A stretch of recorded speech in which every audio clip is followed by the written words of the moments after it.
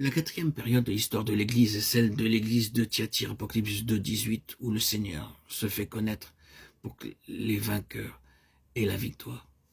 Ce fut l'époque où les hommes essayent d'obtenir le salut par des contrefaçons, de l'eau bénie et autres artifices. Christ se présente comme le Fils de Dieu, qui a les yeux comme des flammes de feu et les pieds comme de l'airain ardent. Il dit, regardez mes yeux. En entrant en sa présence, je peux voir le feu de ses yeux. Pour ainsi dire, ses pieds étaient comme de l'airain. L'airain parle du jugement. Jean 3,14 se réfère au serpent d'airain. L'histoire est mentionnée dans Nombre 21,9 à cause de la rébellion du peuple d'Israël. Dieu envoya le jugement par la morsure des serpents venimeux. Le serpent Satan trouble l'Église, et à moins que le péché dont il est à l'origine ne soit jugé, nous ne pouvons pas le vaincre. Genèse 3,15 promet que Christ écrasera la tête du serpent et que le serpent le blessera au talon.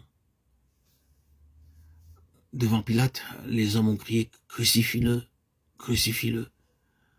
Mais ce talon blessé donne la victoire à l'homme. 1 Corinthiens 18, 1 Corinthiens 2, Galates 6, 14.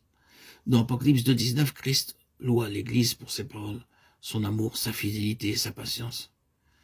Mais la souillure se propageait. Cette femme, Jézabel, causait du trouble par ses soi-disant prophéties enseignant l'immoralité à manger des choses sacrifiées aux idoles.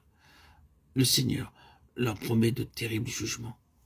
Dans Apocalypse 2,24, il parle de réconfort pour ceux qui n'ont pas, comme les autres, connu les profondeurs de Satan, et leur dit de garder tout ce que Dieu leur a révélé. Apocalypse 2,25. Les choses permises à Thyatire peuvent être comparées aux terribles pratiques de l'Église catholique romaine, spécialement au Moyen-Âge.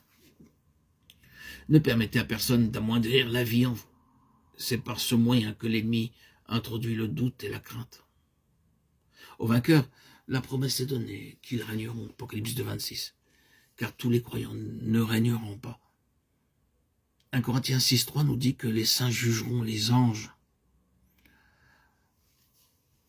La récompense promise est l'étoile du matin, Apocalypse 2,28. Une fois de plus, il est rappelé au peuple de Dieu d'être sensible à la voix de Dieu. La voix douce et subtile est entendue seulement par ceux qui vivent près de lui. En Rois 19,12.